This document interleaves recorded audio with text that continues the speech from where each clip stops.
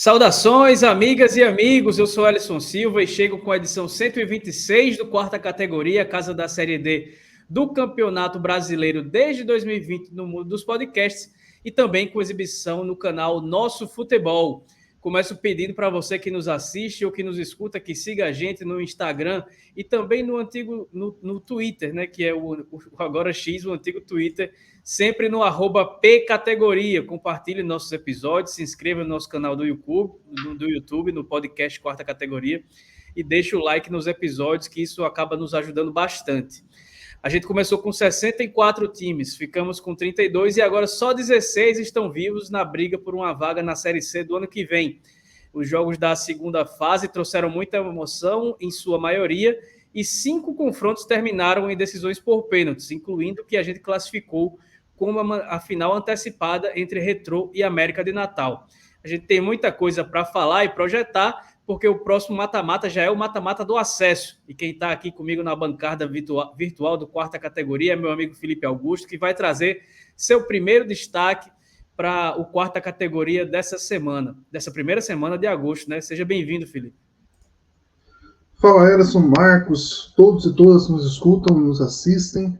Destacar que foi uma segunda fase, a certo ponto, previsível, né? Já que apenas um time que não foi líder ou vice-líder avançou de fase, né? Que no caso foi o Manaus. Todos os líderes e vice-líderes, exceto o Maranhão, passaram de fase aí. E muitos disputas de pênalti, né? A gente também previu e aconteceu também nesses jogos de volta, né? Para definirem aí quem passava para as oitavas de final. Quem completa a mesa do Quarta Categoria de hoje, desde 2020 também, é o Marcos Barcelos. E aí, Marcos, o que é que chamou mais atenção de você aí nessas decisões da segunda fase? Fala, galera, Ellison, Felipe, e a você que acompanha o Quarta Categoria com a gente. O meu destaque vai para aquilo que, embora tenha muita previsibilidade nos confrontos, apenas o Maranhão dos líderes não avançou, né? Mesmo com toda essa previsibilidade, com os favoritos passando, tivemos drama do início ao fim, quase todos os confrontos, né? E até nos duelos que não deveria ter drama, ocorreu drama. Então, tivemos a segunda fase, eu digo, uma das mais emocionantes da Série D nos últimos anos. E uma das provas disso foram que apenas 3 times acabaram vencendo os 2 confrontos, né, dessa fase. O resto, muita decisão por pênaltis e muito equilíbrio aí nessa segunda fase da Série D. A gente vai falar sobre isso e mais um bocado de coisa daqui a pouquinho, logo depois da nossa vinheta. O Quarta Categoria é um podcast sobre a Série D do Campeonato Brasileiro, que traz informações, curiosidades e conteúdo relevante sobre o futebol que fica longe da grande mídia. Com eles, Felipe Augusto, Marcos Barcelos e Ellison Silva. E para abrir logo essa edição do Quarta Categoria, a gente vai falar sobre o melhor time da Série D de 2024. Que segue invencível na competição, invicto e invencível. Depois de empatar por 0-0 no jogo de ida, o Manaus fez 5-2 no Tocantinópolis com 2 gols de Romarinho, Quadrado, Vanilson e Wallace, que completou o marcador. Para o time do Tocantins, coube a Everson Bilal deixar o último gol dele nessa Série D, e o time dirigido por Marcelo Vilar, Felipe, segue rumo ao acesso. Pois é, né? 5-2, bem dominante, bem acachapante para cima do Tocantinópolis. Destaque para a grande partida que fez o Quadrado, ele fez apenas um gol, mas participou de outros gols, foi bem incisivo no ataque para ajudar a equipe, para ajudar o Robô, né, a conseguir 5-2. Teve o 3-0, tomou um gol do Tocantinópolis, depois fez 5-1. Então, assim, poucas vezes esteve em risco ali de ver a classificação ameaçada, até no 1-0 ali teve uma chance do Tocantinópolis empatar a partida, mas depois o time conseguiu se assentar, neutralizou a partida, neutralizou o jogo e fez aí 5-2 para cima do Tocantinópolis. Um resultado que talvez o agregado fosse mais previsível, né, que fosse esse placar, já que empatou lá em Tocantins com a equipe, mas em casa conseguiu fazer o resultado, manteve a invencibilidade, se não mantesse, sairia eliminado, né? e acabou conseguindo passar de fase de maneira muito dominante. Não sei se tranquilo, mas acho que a palavra melhor é isso mesmo. Foi um estado dominante da equipe do Manauara, que avança de fase e vai muito forte, continua muito forte para o próximo mata-mata. Pois é, o Manauara aí com a melhor campanha geral da Série D, ainda invicto no torneio. O Robô vem forte aí rumo ao acesso.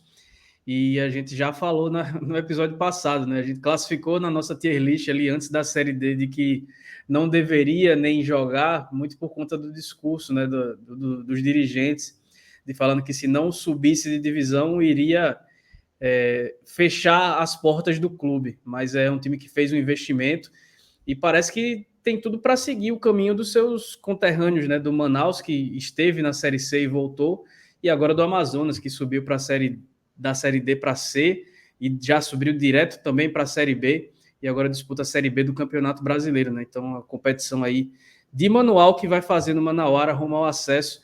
Vamos ver como é que vai lidar no próximo mata-mata, que não é dos mais fáceis, porque o adversário da próxima fase vai ser também outra final antecipada. A gente tratou assim o duelo entre Retrô e América, dois times com folha de salarial encostando ali na casa do R$1 milhão por mês, e depois de um 0-0, como havia sido já na Arena depois do empate por 1-1 na Arena das Dunas, tivemos um 0-0 na Arena de Pernambuco, pênaltis, e aí quem brilhou foi o goleiro Danley, que defendeu 3 cobranças e classificou o time pernambucano para as oitavas de final para enfrentar o Manauara.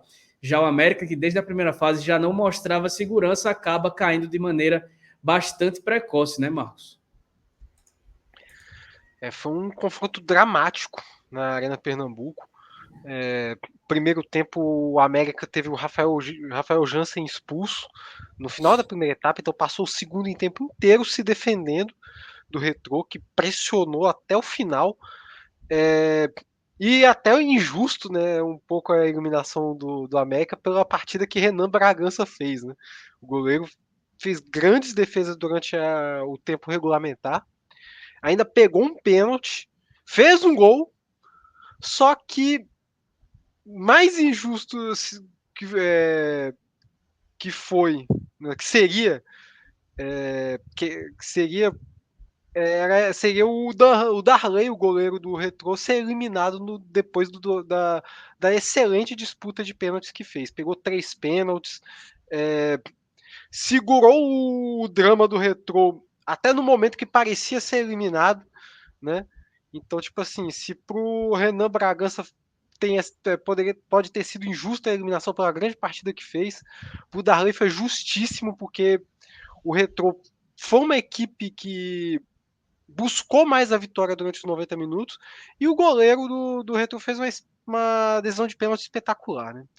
E também tem que citar o péssimo trabalho feito ali pelo Marcos Ítalo na sua batida, né? A batida que poderia ter dado a classificação para a equipe potiguar, só que ele foi displicente, foi andando para a cobrança, telegrafou o canto que ia bater, o Darley pegou e manteve a equipe pernambucana viva, né? E assim, é um retrato do que o América foi nessa Série D, né? Uma equipe que não passou segurança, no momento que parecia que poderia crescer, fez um papel medonho, né, nessa reta final de decisão de pênaltis, e o Retrô foi merecedor dessa classificação.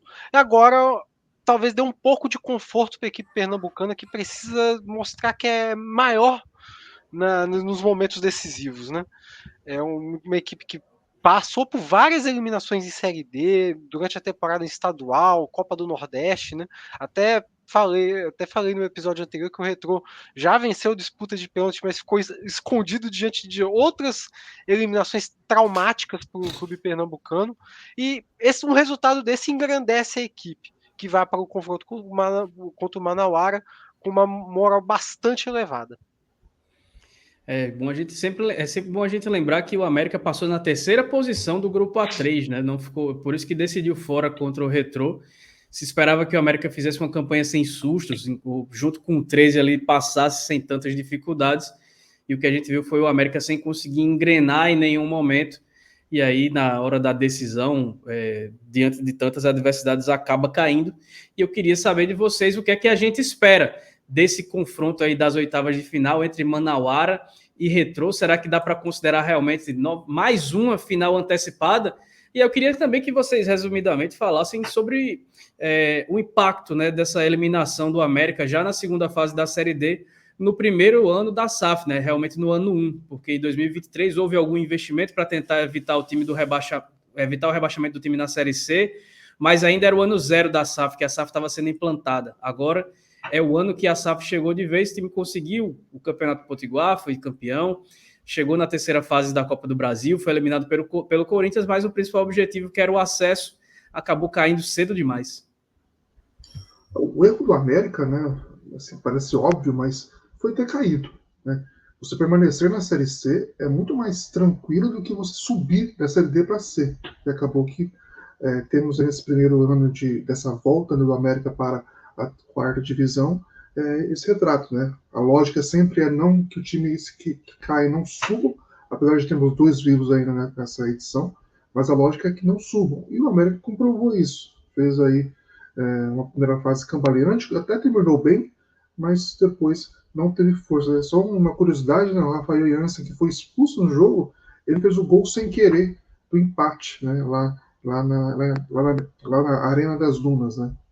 Então, acabou que de herói sem querer, aí virou vilão desse jogo, né? Que eliminou a América, mas de fato, acho que o maior erro foi não ter planejado bem, né, a Série C, porque permanecer na divisão é mais fácil que subir para ela. Né? E sobre o confronto, sim, me parece que é um confronto aí de duas equipes que tem tudo para serem favoritas, né, na briga pelo acesso, apesar que o Retrô não tem uma pontuação igual ao do Manauara, então pode ser que, dependendo dos resultados, caso classifique, possa pegar um time ali, pode pegar um Maringá, um Brasiliense, um Nova Iguaçu, que são muito bem pontuados, o 13 também, né, acaba que tem essa questão, mas sim, é um junto acesso antecipado, pelo que investiram, pela campanha do Manauara, muito mais pela campanha do Manauara e pelo investimento que estão Retrô, apesar do Manauara também ter um investimento muito forte. Mas, de fato, é um jogo que poderia acontecer muito mais, nem que seja na quarta de final, mas numa semifinal, né, disputando a vaga por título, mas vai acontecer nas oitavas, antes mesmo de entrar no jogo do acesso aí, que define as vagas para a Série C. Primeiramente, contra a eliminação do América, acho que o que o Felipe falou eu assino embaixo. Faltou planejamento para o América de Natal, porque é um time que conta com camisa, conta com uma torcida que sempre está presente. O fator campo também possibilita muita coisa para o América, inclusive não só a presença da torcida, que é uma presença maciça, né? Mas também uma possibilidade de desempenhar um bom futebol, um gramado muito bom ali da Arena das Dunas. Tem agora o fator SAF, né, o fator financeiro, o que falta mesmo é o planejamento. E esse planejamento a gente vê que há anos que sempre esbarra no planejamento.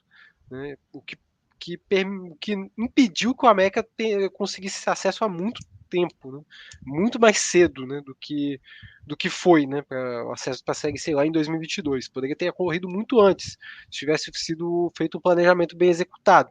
E o planejamento que era mal executado já há anos, seguiu sendo mal executado na Série C do ano passado e resultou nesse rebaixamento e resulta mais uma vez em uma nova eliminação na Série D de uma forma muito mais precoce, apenas na segunda fase, o que é muito pouco pela camisa, pela torcida, pelas condições que o América de Natal tem de ser maior do que é. E quanto ao duelo, seria até maldade falar que o Manauara vai ter talvez seu primeiro grande desafio nessa Série D, porque isso seria até um desrespeito até ao Porto Velho, que está fazendo uma grande campanha nessa Série D e que causou muitos problemas para o Manauara quando enfrentou a equipe amazonense.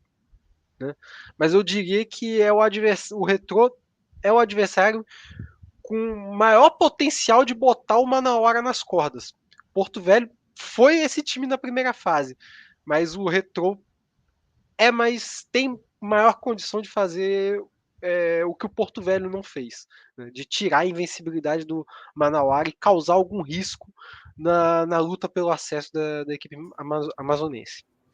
Confronto que, além de tudo, tem uma grande distância geográfica também, né? Você sair de Manaus para Recife é algo que é uma viagenzinha longa, né?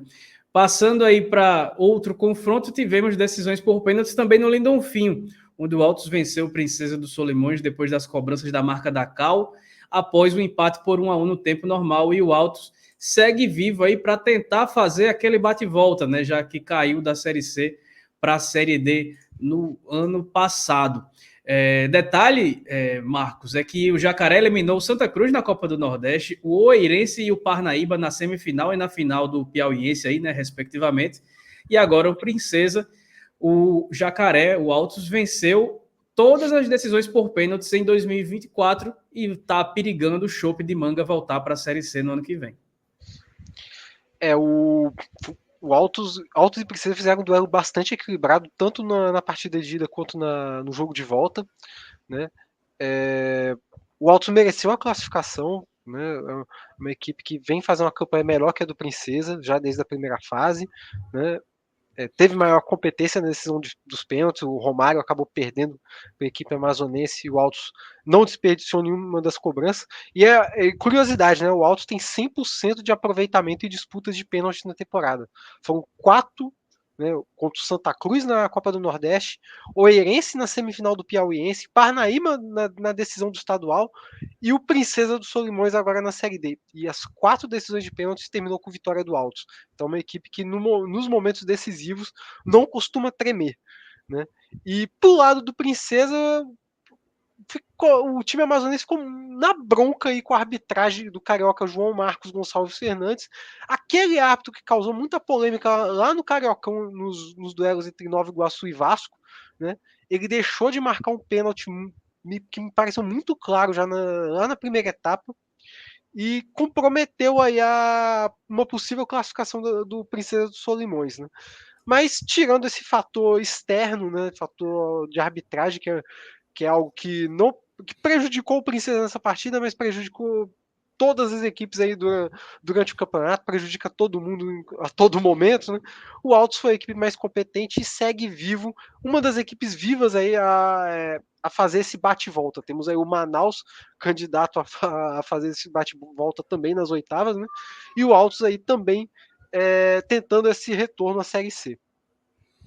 Exatamente, o Altos junto aí com o Manaus segue vivo aí na disputa para tentar fazer o bate-volta, algo que só aconteceu 3 vezes na história, né, com Tupi, Salgueiro e no ano passado com o Ferroviário, que tá doidinho para voltar também, né? O Ferroviário já estava querendo virar um tipo de ioiô dessa Série C para a Série D, nesse vai e volta. Quem pega o Jacaré na próxima fase é o Galo, que afastou o tabu de nunca ter vencido o treinador Raniel Ribeiro e fez 3-0 no Amigão sem tanta dificuldade, com gols da dupla Tiaguinho e Thiago Alagoano. Tiaguinho, inclusive, assume a artilharia da Série D junto com o Ari, né, que acabou sendo eliminado pelo Atlético Cearense. O 13 avança firme na busca pelo acesso que já conquistou em 2028. Felipe, e o Asa, mais uma vez, cai, acho que pelo que se esperava, de maneira precoce, de certa forma. Pois é, o Asa sempre entra com uma expectativa de subir, né, de se recolocar na Série C. O time que chegou até a Série D, né, ficou uns 3, 4 anos ininterruptos na divisão. O 13 abriu o placar bem cedo, né, fez 1-0, mas o Asa teve chance de conseguir fazer um empate, mas acabou que ficou por isso mesmo, né? Perdeu uma grande chance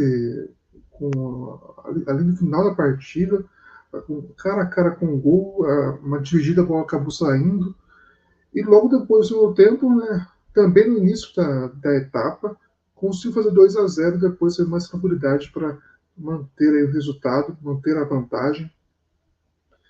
Empataram lá em Arapiraca, conseguiram depois, e o 13 conseguiu vencer por 3-0. Um placar que foi dilatado, mas que no primeiro tempo ficou perigoso, né, para o 13, porque teve chance de ter empate do Asa, mas acabou não acontecendo. E o 13 avança aí. E Vaguinho Dias, né, digamos que pelo menos por agora, acertou no que fez no final da primeira fase, né? Ele foi poupando alguns jogadores, e o time chegou bem, né, para essa partida inteiro, e fez aí 3-0. Saca também, né, a gente está vendo aí uma parte da saga do Asa. No segundo tempo foi um desastre a saga do Asa, muitas falhas, a parte central ali da equipe, da defesa da equipe, muito mal, né, muito mal a partida, e acabou que facilitou o trabalho do 3 no segundo tempo para ampliar o placar e passar de fase aí, o que já era favorito, mas confirmou, né, depois de um sustos no primeiro tempo, né, após abrir o placar, mas no segundo tempo conseguiu ser neutralizado o time adversário e passou de fase. Pois é, tá aí o gol do Thiago Alagoano, que junto com o Vaguinho Dias, né, foram campeões da Série D em 2019, com o Brusque, e aí os dois vão buscando aí o bicampeonato da competição, dois jogadores muito importantes, o treinador, né, muito importante, o Thiago Alagoano também, um jogador muito importante também nessa campanha, já fez vários gols, tá na briga pela artilharia junto com o seu companheiro Thiaguinho, que sem dúvida nenhuma é o grande destaque do 13 e talvez um dos grandes nomes dessa Série D, né, que vão empurrando aí o Galo da Borborema em busca desse acesso, a ver como o 13 vai se comportar, inclusive nas próximas fases, porque nesse fim de semana o presidente do Galo foi anunciado como candidato a prefeito de Campina Grande, oficialmente, né? Então, vamos ver como é que andam as coisas nos bastidores do 13, para que isso não interfira no rendimento do time, justamente na fase mais decisiva aí da Série D. Tá apenas um mata-mata, se passar aí pelo Altos, vai chegar no mata-mata do acesso mais uma vez, e está aí o gol do Marquinhos, que fechou essa vitória por 3-0 do Galo, com mais de 10 mil pessoas presentes ao Amigão, na verdade, e a torcida do 13 está dando um show e quebrando um pouco do paradigma de estádios vazios na Série D dessa temporada, ainda bem. E aí, pela campanha geral, o 13 tem algum favoritismo nesse duelo, ou vocês acham que as forças vão se equivaler agora nessa próxima fase? Marcos. Então, o Altos, pela experiência que possui na competição, né, por ser uma equipe que tem frieza nos momentos decisivos, até como eu falei, 4 decisões de pênalti, 100% de aproveitamento, uma equipe que é campeã piauiense na atual temporada, vem fazendo uma boa competição. Eu acho que o Altos é capaz de equilibrar esse confronto, sim, né? Mas eu ainda vejo o 13 com um certo favoritismo muito pela campanha, né? Eu citei experiência, eu citei a frieza como fator de equilíbrio, mas futebol é momento, e o momento do 13, embora tudo isso tenha a favor do Altos, né? Todos esses fatores favoreçam o Altos em um possível confronto. O melhor futebol hoje é praticado pela equipe do 13, então eu vejo o 13 com um pé à frente da equipe piauiense nesse momento, mas muito equilíbrio ainda assim. Felipe, e a gente ainda teve, né, o Vaguinho Dias voltando a utilizar o time parecido com aquele que rendeu mais, né, com o Thiaguinho, o Thiago Alagoano e o Wallace Pernambucano, dessa vez usando o Gui Campana como meia, mas com Copete e Marquinhos, o time que o torcedor do 13 sempre pede para que seja o titular e que por seguidas rodadas ele preferiu não colocar para jogar, né? Pois é, né? Teve uma larga vantagem em certo momento no final da primeira fase. E o ator até perigou ali a liderança, né? Tirar a liderança da equipe, mas acabou que deu tudo certo. E esse meio campo ataque do 13, né? Só pelos nomes assim, a gente pareceria um time de Série C, né? Pela força que tem, ainda mais pelo ataque, né? Thiago Alagoano, o Wallace Pernambucano e o Thiaguinho. Né? O Thiaguinho talvez seja o craque da competição aí, claro que ainda é difícil, mas é um jogador que é artilheiro da disputa, vem muito bem, vem fazendo gols decisivos e bonitos também, outro adendo, e de fato é um ataque bem poderoso aí que teve essa queda no final do primeiro turno, primeira fase, mas que pelo menos nesse jogo se provou, né? Esse jogo de volta se provou e fez 3-0 aí para cima do Asa. E para mim o 13 também é favorito nesse confronto. No Castelão vazio, Maranhão e Manaus ficaram no 0-0 no tempo normal e depois do empate por 1-1, né, no jogo de ida. E aí a decisão foi para os pênaltis. Alvinho fez para o Manaus depois de 5 cobranças perfeitas para os dois lados no tempo normais. E na primeira alternada, na verdade, né, o Alexandre desperdiçou para o MAC e o Gavião do Norte, assim como o Altos, vai tentar voltar para onde veio no ano passado, que é a Série C do Campeonato Brasileiro, Felipe. Nós temos o Pedro Reis, Futebol Maranhão, no nosso grupo ali de redatores, né? Eu sempre traz, né, bastidores ali do futebol maranhense. O Sampaio é um caso, onde tem uma bagunça interna tremenda, mas o Maranhão também, né? Trouxe treinadores aí abruptas, mesmo caso do Sampaio, e acaba que o Maranhão pecou muito por isso, né? O time que chegou como favorito nesse confronto, mas aquilo que a gente falou, né, no episódio passado sobre o mar de cadeiras vazias se comprovou, não surpresa, né? Realmente o Castelão estava mais vazio do que com pessoas ali. E parece que a pressão. Assim, os dois times tiveram chance de fazer 1-0, tiveram uma bola na trave para cada equipe, mas acabou que o 0-0 prevaleceu e apenas um pênalti perdido, né, logo nas alternadas, acabou que fez com que o Maranhão saísse. O Manaus segue na disputa. O único clube, né, como eu citei lá no começo, que não foi líder ou vice-líder da primeira fase, que passou de fase. O Manaus foi quarto colocado, enfrentou o líder do grupo A2.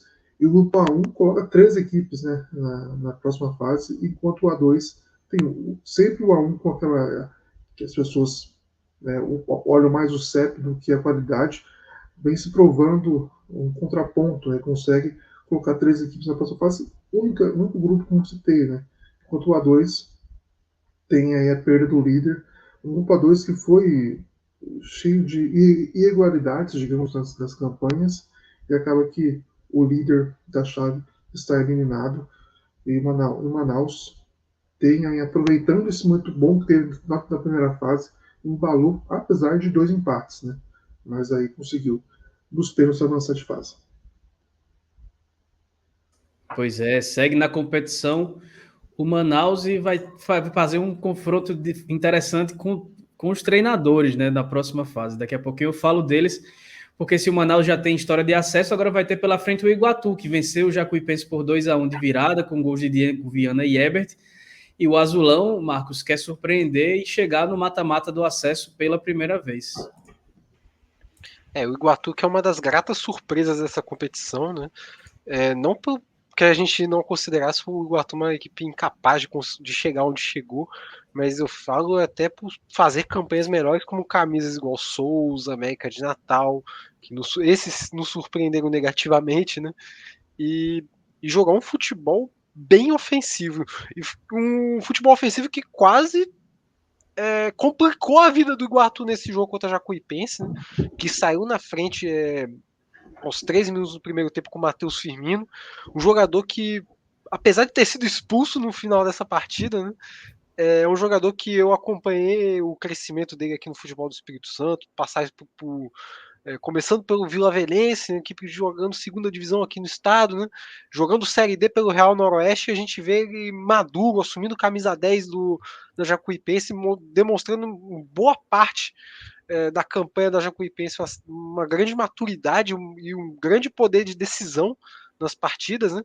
Por um certo momento ele ia ser o fator decisivo da Jacuipense na partida, tanto que ele abriu o placar com 13 minutos, né? E o Iguatu se abriu muito nessa partida, né? Se expôs bastante. A Jacuipense teve condições de fazer 2-3-0 ainda no primeiro tempo. Iguatu também, quando conseguiu segurar o ímpeto da Jacuipense, também teve chance ainda de empatar na primeira etapa, né? Mas somente no segundo tempo, com gols de Diego Viana e Ebert, que o Iguatu fez valer o seu mando de campo, fez valer o seu futebol ofensivo e conseguiu uma classificação bem dramática jogando em casa, né? É uma equipe muito forte, como eu falei, é uma equipe que joga e deixa jogar, e se torna muito perigosa por conta dessa característica, né? Parece que o jogo tá tranquilo ali para você avançar, poder criar bastante situações, mas se você não matar diante do Iguatu jogando na casa deles, é muito complicado bater a equipe cearense em qualquer circunstância, né? Então terá um adversário muito difícil a equipe do Manaus nessa próxima fase, e parabéns ao Iguatu pela grande campanha que vem fazendo até o momento. Felipe, aí na próxima fase, nas oitavas de final, a gente vai ter de um lado o Manaus do Renatinho Potiguar, quarto colocado, treinador que bateu na trave no acesso ano passado com o Souza, né? Perdeu em Araraquara e empatou no Marizão contra a Ferroviária, que está aí fazendo uma série C inacreditável, sem perder ainda, com 5 gols sofridos depois de 16 rodadas disputadas. Só que do outro lado, quem está por lá é o Flávio Araújo, conhecidíssimo como o rei do acesso, dirigindo o Iguatu. Será que esse confronto aí do lado de fora, de quem senta no banco de reservas ali dos treinadores, tem alguma influência na próxima fase, ou você acha que as forças ficam equilibradas? Tá mutado, Felipe. Eu acho que a pressão é maior para cima do Renatinho Potiguar, né? Já que ele vem de um quase acesso, enquanto o Flávio Araújo já é considerado o rei do acesso, né? Então, acaba tendo essa questão, apesar que eu vejo o Iguatu mais preparado. O Iguatu talvez seja o time mais diferente, digamos, nessas oitavas, né? Analisando o contexto atual, né, desse ano, pelo menos, e o histórico recente de participações. Né? Você tem ali o Manauara, o Porto Velho também, que poderiam ser considerados assim. Até o Nova Iguaçu, mas acaba que o vice-campeonato carioca mudou um pouco a equipe, mudou a visão sobre a equipe. Mas o Iguatu, de fato, fez uma campanha muito boa, muito consistente na primeira fase e chega tentando se provar, né? O time que tem maior pressão, porque vai enfrentar um time que foi quarto colocado na primeira fase. E não só por isso, né? O Manaus passou com dois empates, então não foi também um domínio para cima do Maranhão, enquanto o Iguatu teve esse susto, mas conseguiu passar de fase, e aí vai ter aí essa missão de ser favorito, né? Mas é uma missão muito diferente do que foi com o Jacuipense, também foi favorito e passou de fase, e agora vai ter o Manaus para comprovar isso também. Fechando agora esses confrontos aí dos grupos A1, A2, A3 e A4, mais um dos times saiu por decisão por pênaltis, né? Empate por 0-0 entre Porto Velho e River, depois de um 2-2 no Piauí. E nas penalidades, o goleiro Digão garantiu a equipe de Rondônia nas oitavas de final, Marcos. Porto Velho aí chegando na próxima fase. Porto Velho vem fazer uma grande campanha aí nessa Série D. Como eu até falei, seria injusto falar do Retrô lá anteriormente como primeira equipe a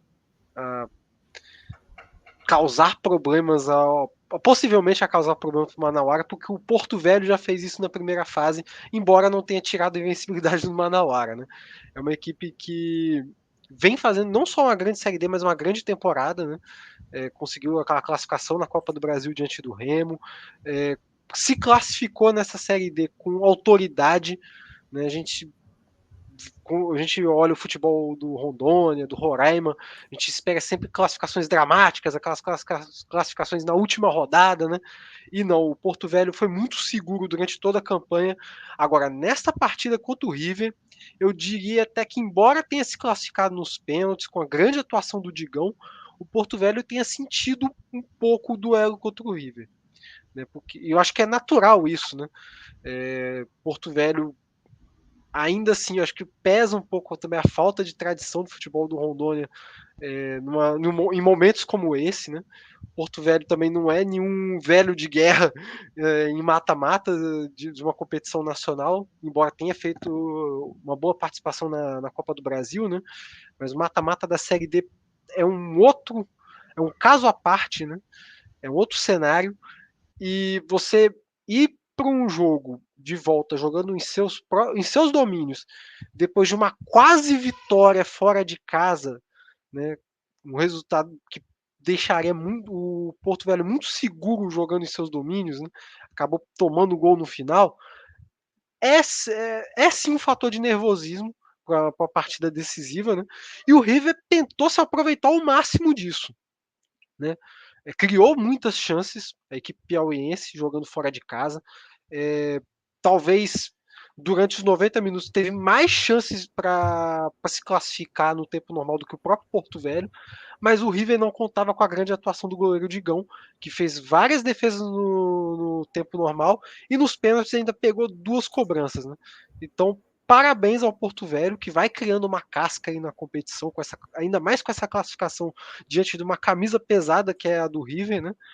E também boa sorte a partir de agora, né? Vai ter duelos cada vez mais difíceis na busca do tão sonhado acesso, né? E vai ser interessante de ver o Porto Velho nessa disputa.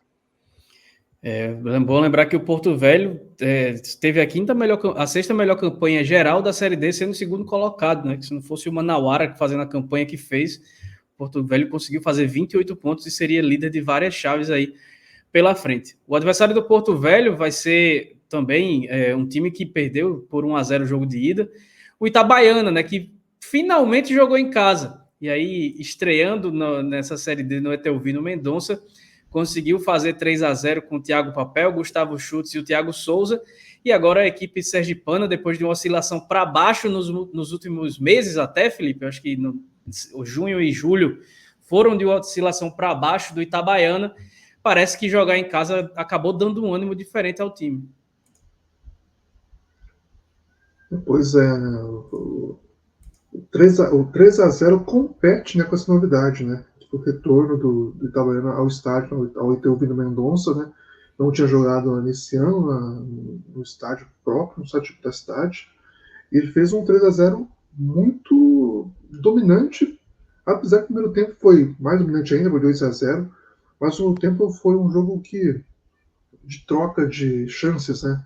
Se o Atlético fizesse um gol e permanecesse assim, seria disputa de pênaltis, né? Mas acabou que lá, mais pro final, o Itabaiana conseguiu fazer 3-0 e segurou o ímpeto do Atlético Cearense, que teve chance com o Ari, inclusive, de fazer o descontar e que levaria a partida para a decisão de pênaltis, mas o Itabaiana teve tranquilidade para manter o placar muito bom que conseguiu no primeiro tempo e fechou com 3-0 para confirmar a classificação. O time, como você citou, que vinha perigando, né, vinha com o desempenho bem abaixo, por um gol, se não estou enganado, não perdeu a classificação, a liderança com o Retrô da primeira fase, conseguiu pela campanha boa que fez anteriormente, mas agora a gente vai ter esse teste, né, também, se aquele confronto, aquele final de primeira fase é o normal ou é essa vitória por 3-0 para cima do Atlético Cearense, né? E destacar também o placar de La Liga, que a Itnet colocou para a partida, né? O placar do espanhol, que eles adaptaram para o futebol brasileiro. Sensacional. Marcos, é um confronto geograficamente distante de mais de 4 mil quilômetros entre Itabaiana e Porto Velho. Só que dentro de campo as forças estão equilibradas aí para brigar por uma vaga no mata-mata do acesso?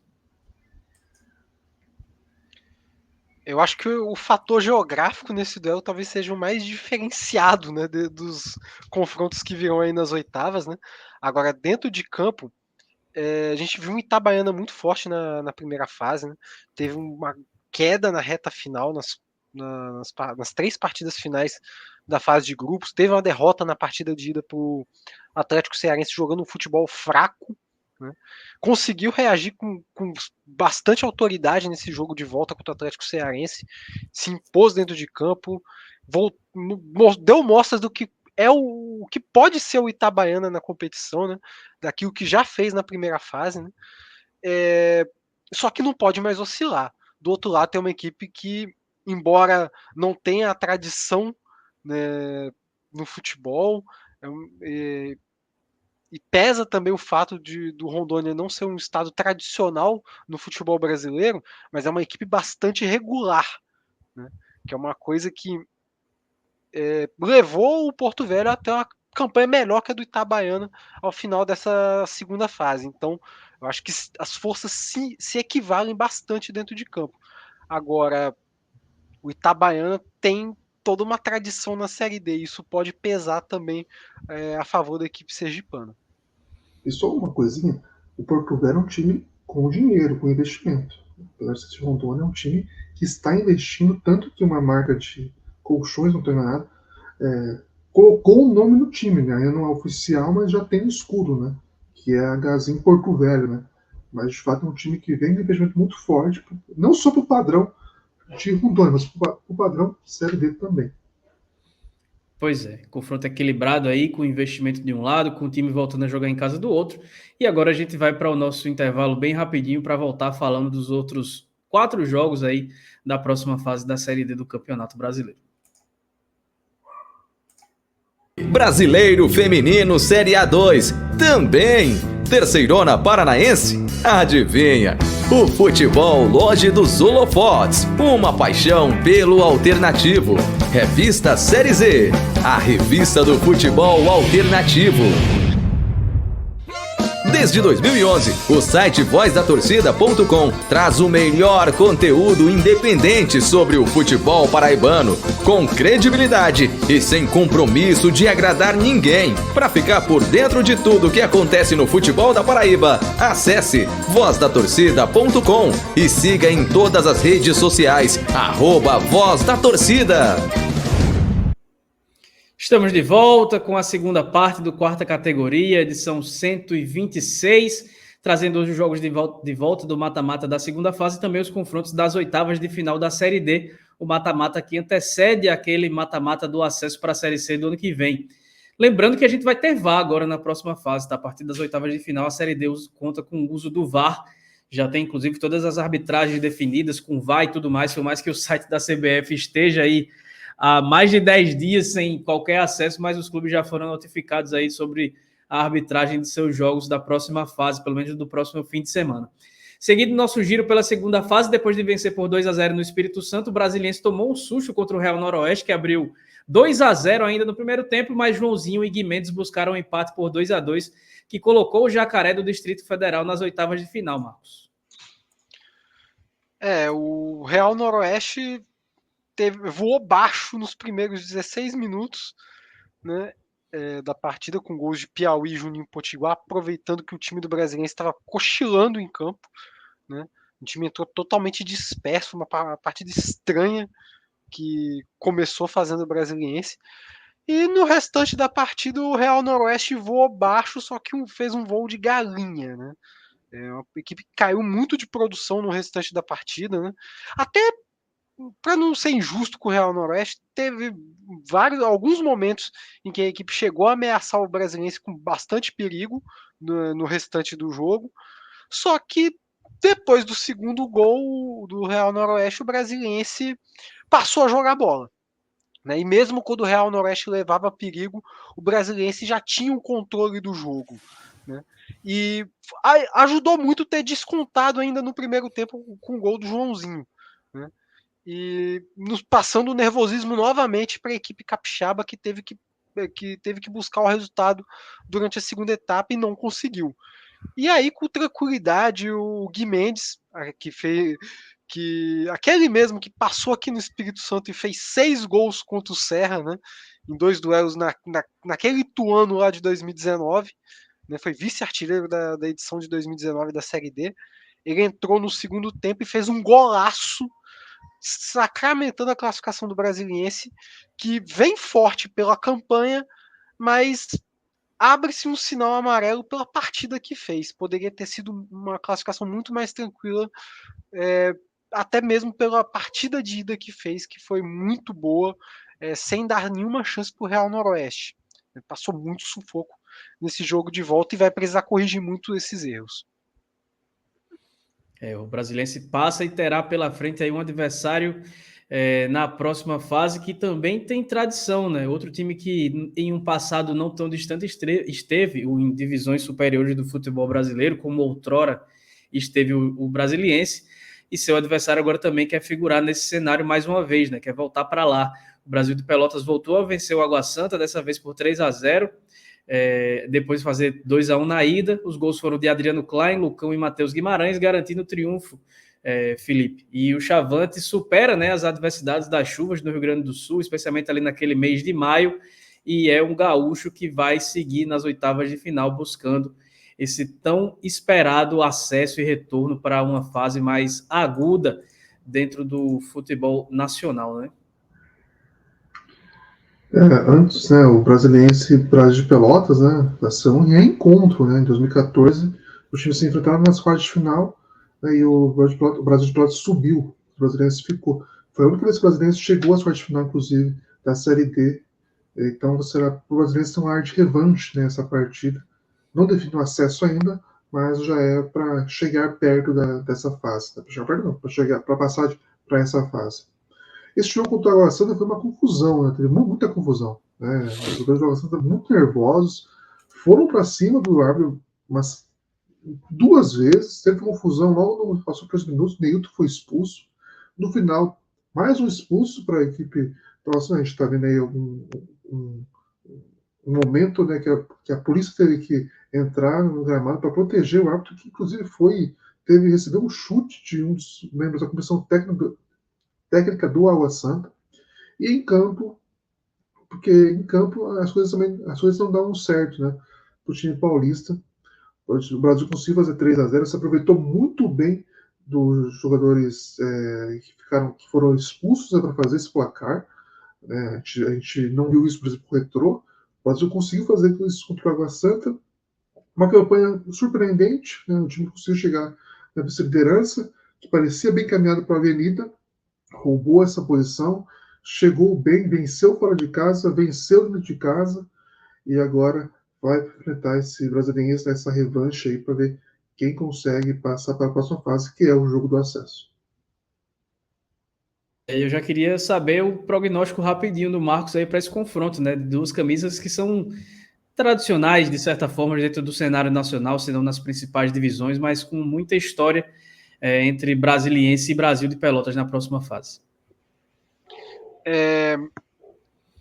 As duas equipes vêm fazendo uma campanha um pouco até distinta, né? O Brasiliense, até o momento, vinha fazendo uma campanha bastante segura, com exceção dessa partida aí de volta contra o Real Noroeste, que passou momentos de bastante sufoco, de quase ver a classificação escapando pelas mãos, enquanto o Brasil de Pelotas fez uma campanha muito errante, mas que começa a dar sinais de uma leve consistência aí nos últimos jogos. Né? O Brasil de Pelotas cresceu bastante nessa reta final de primeira fase, passou com uma tranquilidade absurda nesses 2 jogos contra o Água Santa, um dos confrontos que esperavam um certo equilíbrio. Né? O Brasil de Pelotas foi soberano nos 2 jogos, venceu na ida, fora de casa, venceu com muita facilidade na volta. Então acho que tende a ser um duelo bastante equilibrado. Né? E para o Brasiliense, acho que a receita é tentar se inspirar mais do que fez na primeira fase, né? E tentar não levar para campo a pressão de uma possível temporada de 2025 sem calendário, que isso pode pesar lá no final das contas. Até porque o Brasil de Pelotas, por outro lado, já tem vaga garantida para o ano que vem, tem calendário para o ano que vem, então pode conviver com fracasso essa temporada, até com, de certa forma, com menos pressão do que o Brasiliense. Né? No estádio Luso Brasileiro, Vandinho e Marcelo Toscano garantiram a vitória da Portuguesa da Ilha da Governador sobre o Misto depois de empate por 0-0 no Mato Grosso. E aí, será que, Marcos, será que dessa vez vai pesar esse histórico ruim, se a gente está falando de histórico, pesar esse histórico ruim da Lusa Carioca, que chega longe mais uma vez e que nas últimas oportunidades sempre bateu na trave, ou será que o acesso vem agora? E aí daqui a pouco a gente fala com o adversário, porque a missão não vai ser fácil. A missão já não era fácil diante do Misto, que foi uma equipe que cresceu bastante na reta final da primeira fase, né? Consolidou bem a sua classificação na fase de grupos, né? Inclusive tendo uma reta final dificílima, né? Pegando nas 3 últimas rodadas os 3 adversários, os 3 classificados, né? Brasiliense, Anápolis e o Crack, né? Os 3 classificados do grupo A5, e conseguiu superar essas dificuldades para classificar também no G4 do grupo A5. E conseguiu complicar bastante a partida, as duas partidas contra a Portuguesa. Né? E tanto que a classificação da equipe carioca só veio na reta final da partida, com gols de Vandinho e Marcelo Toscano. A Portuguesa vem fazendo uma campanha que, apesar de uma equipe que perde pouco, né, mas é uma equipe que passa sufoco até mais do que o necessário, né? Uns vão dizer que é uma equipe que sabe sofrer. Eu já acho que é uma equipe que demonstra inconsistências e precisa corrigi-las para buscar essa classificação na próxima fase. E agora sim eu posso falar, né? Eu acho que é o primeiro grande adversário aí que o Maringá, que a Portuguesa vai ter nessa competição, embora o Nova Iguaçu também tenha sido uma equipe no grupo A6 que duelou bastante ali contra a Portuguesa, né? Uma equipe que equilibrou bastante o nível da equipe da Lusa Carioca. Mas acho que o Maringá está prontíssimo para brigar por esse acesso e a Portuguesa vai ter muito trabalho pela frente. Pois é, muito trabalho, até porque o adversário é o Maringá, a equipe que fez uma ótima campanha na primeira fase, Felipe. E o Maringá voltou a vencer o Novo Hamburgo, dessa vez por 1-0, e vai firme para tentar essa vaga nas quartas de final. O gol do Maringá saiu aos 50 do segundo tempo, né, no último lance da partida, porque antes disso, assim, preocupou a torcida o fato de perder muitos gols da equipe do Maringá. Foram 6 chances claras assim, para a equipe, assim, cara a cara com o goleiro, ou era só tocar antes de a bola ser adiantada e parar na mão do goleiro, do Breno Bueno. E o Maringá sofreu, né, com essa questão. Até mesmo um pênalti não marcado, que para mim foi pênalti, mas não foi marcado pelo árbitro no primeiro tempo, isso foi abafado pelas tantas chances que teve o time de fazer, teve o time para fazer, né, esse gol, e no final saiu com um pênalti marcado aí sim pelo árbitro, que consolidou esse 1-0, que foi muito importante, né, para a classificação geral, para a pontuação geral. Isso vai ser determinante, né? O time vai fazer o jogo dentro de casa, o segundo jogo dentro de casa, vai ter uma portuguesa muito copeira, com alguns jogadores que participaram das campanhas recentes, né, da equipe. Talvez para o Maringá também seja um grande teste, né? Teve ali aqueles confrontos com a de Limeira, quando a equipe paulista ainda estava em boa fase, mas agora vai ter um confronto diferente, né? Um confronto fora ali da região sul, né? Apesar de ter enfrentado times de fora também no seu grupo, mas é um jogo duro, mas que ainda o Maringá é favorito pelo que vem jogando, né? E se converter os gols que perdeu para o Novo Hamburgo nessa partida de volta, tem tudo também para se consolidar, para transformar esse favoritismo em vaga na próxima fase.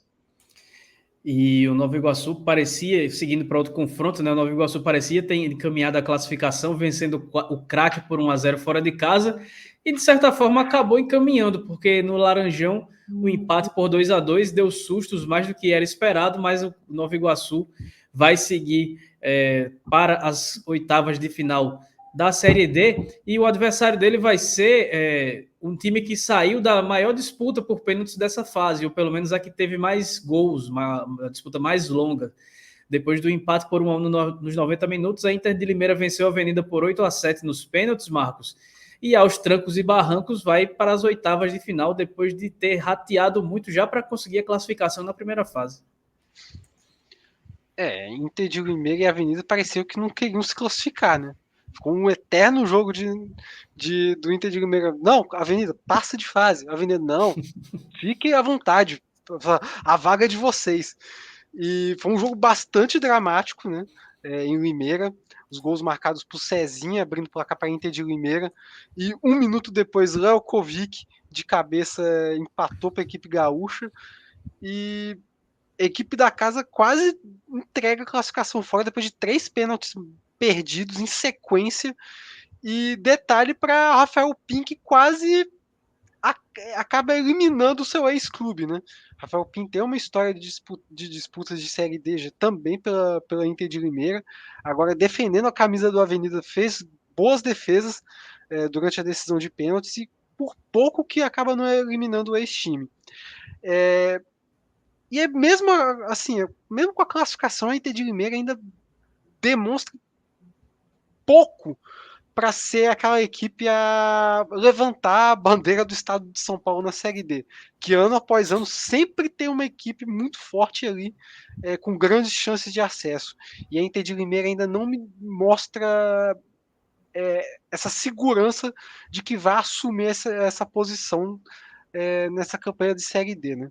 Vai ter muito que melhorar. Começou a Série D de uma forma fantástica, atropelando um por um na fase de grupos, e de repente tem uma queda de produção vertiginosa, e mesmo classificando ainda não demonstra um sinal de melhoria no seu desempenho. E agora vai ter um duelo dificílimo pela frente contra o Nova Iguaçu, que é uma equipe muito regular, né? E que vem fazendo uma temporada fantástica com o vice do Carioca, e agora com uma campanha de Série D muito segura, né?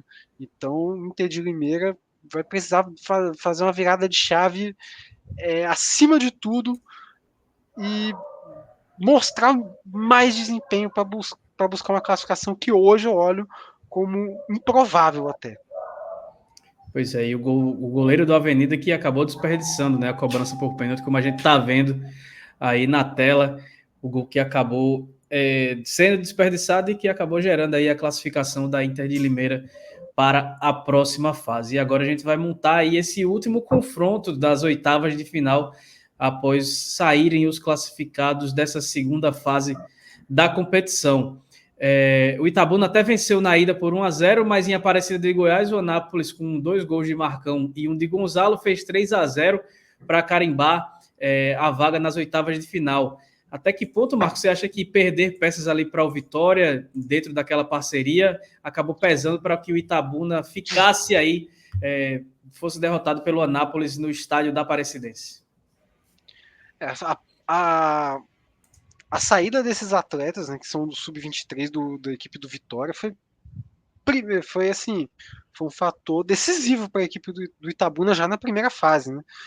Depois, principalmente depois da saída do Lauan, que era o artilheiro da equipe, o Itabuna caiu muito de rendimento. E já é um time que já não jogava em seus domínios lá na cidade de Itabuna, já estava jogando em Pituaçu, longe de sua torcida.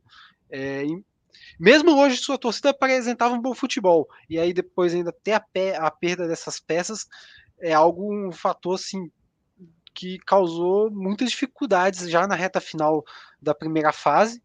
E agora, mesmo com a partida de ida tendo sido positiva para a equipe baiana, a partida de volta foi assim, complicada.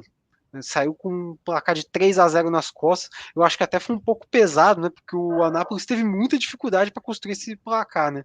Os gols saíram apenas no segundo tempo.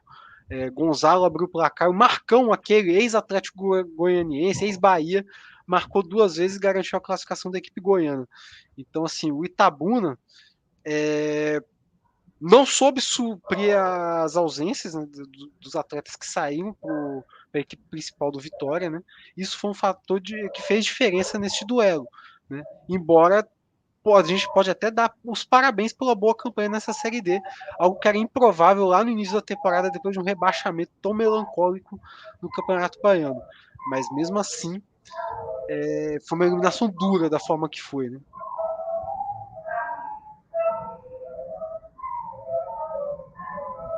Tá mudo, Elson. É verdade. Então acabou que essa eliminação do Itabuna, ela é ruim, mas acaba sendo a campanha no contexto geral melhor do que se esperava lá no início da competição. Bom, o último time aí a se classificar para a próxima fase, né, para as oitavas de final, foi o Cianorte, que foi, como a gente já trouxe, né, um dos pouquíssimos times que acabou vencendo os 2 jogos do confronto da segunda fase. Então, o Cianorte fez 2-1 no Costa Rica, depois de ter ganho por 3-1 fora de casa, e também vai para a próxima fase, vai enfrentar o Anápolis. Lembrando que o Cianorte, assim como o Maringá e o Brasil de Pelotas, foram os times que conseguiram aí vencer os 2 jogos da segunda fase, Felipe. Pois é, o Cianorte tem um trauma em Série D, né, em 2012, eu já falei disso algumas vezes, que o time fez 2-1 fora de casa contra o Mojimirim nas quartas de final, jogo do acesso, e dentro de casa tomou 2-1, né, e acabou nos pênaltis sendo eliminado. E foi isso que atormentou um pouco a torcida nessa partida, né? O Costa Rica abriu o placar. É claro que tinha que fazer mais um gol para levar para os pênaltis, mas esse trauma ele sempre permeia ali o Alberto Turbay, mas acabou que no final conseguiu fazer 2 gols bem rapidamente, virar o placar para conseguir aí melhorar a pontuação, inclusive, o que não vai fazer com que a equipe jogue a primeira partida fora de casa, vai jogar a primeira partida em casa, depois irá lá para Goiás, possivelmente, né, no Aníbal Toledo, né, para enfrentar a Presidência, mas ainda eu vejo o Cianorte com condição aí de prevalecer essa boa campanha e passar de fase. É um jogo equilibrado, né, como você tem o Anápolis, apesar de ter sido vice-líder da chave, tem uma pontuação melhor do que o Cianorte. O grupo 8 foi bem equilibrado em pontuação, muitos times perderam pontos, né, ou deixaram de ganhar, e acaba que tem essa questão diferente, né? O líder não vai jogar a primeira partida fora de casa. Mas o Cianorte, passado esse pequeno trauma que foi revivido por um tempinho ali na partida, vai agora enfrentar o Anápolis, que teve uma vitória muito boa, né? E que se salvou, né, daquele segundo gol que poderia ter tomado na Bahia, acabou não tomando. Isso ajudou a fazer 3-0 e sem maiores problemas passar de fase. Então tem esse confronto aí na próxima fase. O Anápolis, que há muito tempo também a gente queria ver o Anápolis bem, né? Eu tinha essa expectativa e hoje confirma, né? Claro que pode ser que não passe para as quartas de final, mas chegar às oitavas já é um fator aí que a gente queria ver há muito tempo e agora acontecer. Muito bem, finalizamos aí nosso giro pela segunda fase. Agora temos definidos aí os confrontos das oitavas de final da Série D do Campeonato Brasileiro. A gente vai colocar aí na tela, né? Manauara e Retrô, Altos e 13, Manaus e Iguatu, Porto Velho e Itabaiana, Brasiliense e Brasil de Pelotas, Portuguesa e Maringá, Nova Iguaçu e Inter de Limeira, Anápolis e Nova Iguaçu. Esses são os times que irão definir quais serão os 4 mata-matas do acesso. E aí fica todo mundo já nessa expectativa para ver o que é que vai acontecer na próxima fase. Rapidinho, o destaque final aí, um destaque para vocês, para a gente encerrar essa edição do quarta categoria. Bom, para mim, o jogo mais equilibrado será Manauara e Retrô, né? Acho que não tem muito como escapar disso. E o mais desnivelado, eu vou muito com o que o Marcos citou, né? Que é a Inter de Limeira. É um time que ainda não passa nenhuma confiança de que vai engrenar. Como foi a Ferroviária no ano passado, o time que trabalhou na primeira fase, mas o mata-mata cresceu muito, né? Nesse caso, eu vejo o Nova Iguaçu com bastante favorito para cima da Inter de Limeira. Só lamentar que o Nova Iguaçu continua se transmitir os jogos como mandante, né? Então é um jogo fantasma que a gente pode ver aí caso nenhuma emissora ou o próprio clube não queira passar esses jogos, né? Esse é o fator negativo, digamos, desse confronto que pode acontecer novamente, já que foi o único jogo não transmitido da partida de volta foi Nova Iguaçu e Crack. Então é um fator aí que preocupa por essa questão, por esse contexto da Série D, que não tem uma transmissora única, né, para transmitir os jogos. Mas em campo é o maior desnível para mim dessas oitavas de final. Bom, primeiramente agradecer por mais um episódio de quarta categoria, e eu acho que o meu destaque final é para a composição dessas oitavas de final, que eu diria que se a gente teve uma final antecipada lá, né, nessa fase anterior com Retrô e América de Natal, eu diria que a gente tem pelo menos 3 duelos de acesso antecipados aí, né? 3 duelos que seriam perfeitamente bem encaixados numas quartas de final, que para mim são Retrô e Manauara, Altos e 13 e Portuguesa e Maringá. 3 duelos com carinha de quartas, mas já nas oitavas de final, e o que dá um tom de emoção ainda maior para essa Série D 2024. Como a gente sempre lembra, né? São 4 campeões na Série D, apesar de só um ficar com a taça, né? Então temos vários confrontos aí que podemos tratar como finais antecipadas, porque daí vai sair um time que pode subir de divisão e outros que seriam candidatos naturalmente vão ficar pelo caminho. Então é isso, a gente vai encerrando essa edição do Quarta Categoria. Lembrando a você de nos seguir nas redes sociais, no @pcategoria, no Instagram e no X, né, que é o antigo Twitter. Compartilhe nossos episódios pelo YouTube. E você que está acompanhando o programa também aí pelo Nosso Futebol, tira uma foto da tela, manda para a gente, marca a gente aí nas redes sociais, que a gente vai ficar muito feliz por isso. Então voltamos aí na próxima semana, já com os palpites depois dos jogos de ida, para ver quem serão os times que estarão no mata-mata do acesso. Um abraço para todo mundo e até semana que vem.